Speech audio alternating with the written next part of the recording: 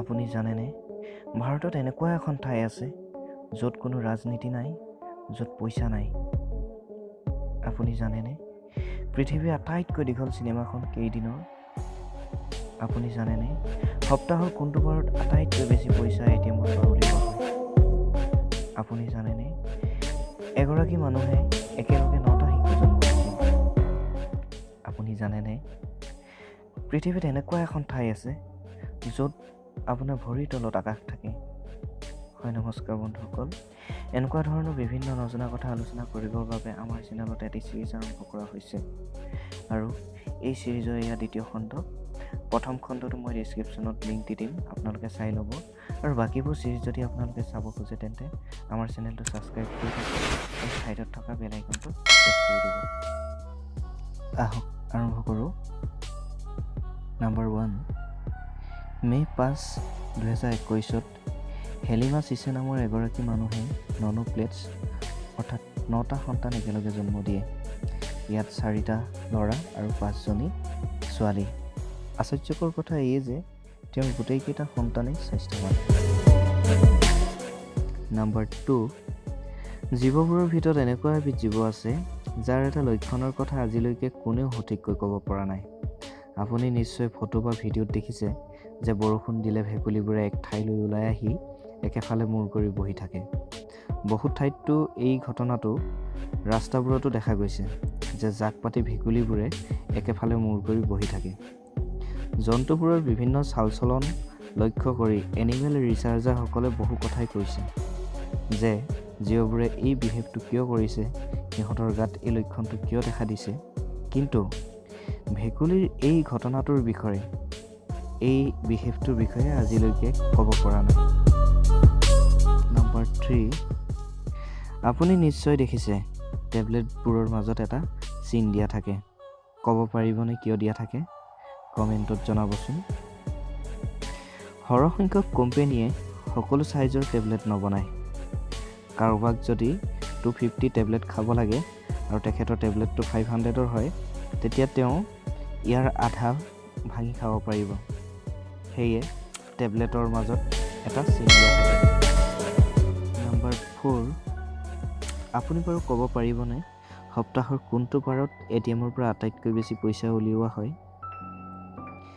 বন্ধুসকল, আপোনালোকে নিশ্চয় জানে যে অফিচবোৰত সপ্তাহত এটা ছুটি আৰু এটা হাফ ডে ছুটি থাকে। সেয়ে মানুহে উইকেণ্ডৰ খৰচৰ বাবে সপ্তাহৰ শুক্ৰবাৰৰ দিনটোত আটাইতকৈ বেছি পইচা এটিএমৰ পৰা উলিয়ায়। নম্বৰ 5, ভাৰতৰ এখন এনেকুৱা চহৰ আছে য'ত একো ধৰ্ম নাই, য'ত কোনো ৰাজনীতি নাই। তামিলনাডুৰ অৰবিন্দ নামৰ ঠাইখনত কিছুমানে বেলেগ ধৰণৰ মানুহ থাকিবলৈ যায়। এই ঠাইখনত কোনো পইচা নাই, অৰ্থাৎ ইয়াত কোনো মানি কনচেপ্ট নাই। ইয়াত সকলোকে এটা সমান পৰ্যায়ৰ পইচা দিয়া হয়। ইয়াত পেপাৰ মানি নাই, ইয়াত তেওঁলোকৰ ডিজিটেল কাৰেঞ্চি আছে, অৰ্থাৎ তেওঁলোকৰ নিজা মুদ্ৰা।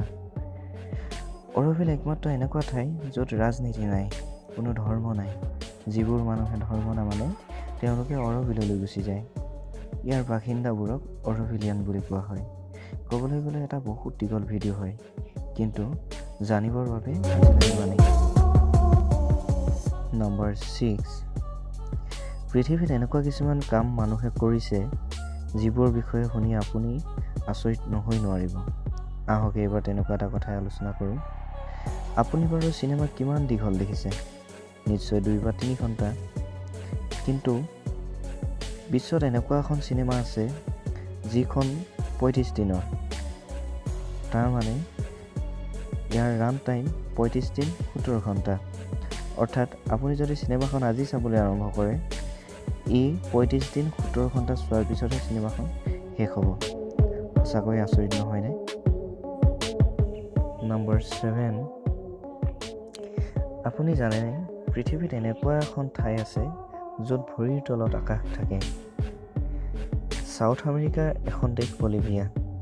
ইয়াত টুৰিষ্টৰ কাৰণে এনেকুৱা এখন ঠাই আছে য'ত ওপৰে তলে আকাশ থাকে। অৰ্থাৎ ইয়াত খোজকাঢ়িলে আকাশত খোজ কঢ়াৰ দৰে দেখি। চেলাৰ দা ইউনি পৃথিৱীৰ এখন বৃহৎ নিমখৰ সাগৰ, যাক ৱৰ্ল্ড লাৰ্জেষ্ট নেচাৰেল মিৰৰ বুলি কোৱা হয়। ইয়াত খোজকাঢ়োঁতে আইনা অনুভৱ কৰিব পাৰি। যি আপুনি আকাশত দেখিব তাক আপুনি ভৰিৰ তলতো দেখিব। সঁচাকৈ আচৰিত নহয়নে? তো বন্ধুসকল, আজিলৈ ভিডিঅ'টো ইমানেই। এনেকুৱা ধৰণৰ বিভিন্ন নজনা কথা আমাৰ চেনেলত অনা বাকীবোৰ চিৰিজ যদি আপুনি চাবলৈ খোজে তেন্তে চেনেলটো ছাবস্ক্ৰাইব কৰি থ'ব আৰু ছাইডত থকা বেল আইকনটো প্ৰেছ কৰি দিব। লগতে মই ভিডিঅ'টো সামৰণি মৰাৰ আগতে আৰু এটা কথা জনাই থওঁ, আমাৰ চেনেলত বিভিন্ন টেকনিকেল ভিডিঅ' আৰু লগতে বিভিন্ন সময়ত মটিভেশ্যনেল ভিডিঅ' অনা হয়। গতিকে যদি আপুনি ইণ্টাৰেষ্টেড চেনেলটো ছাবস্ক্ৰাইব কৰি থ'ব আৰু ছাইডত থকা বেল আইকনটো প্ৰেছ কৰি দিব।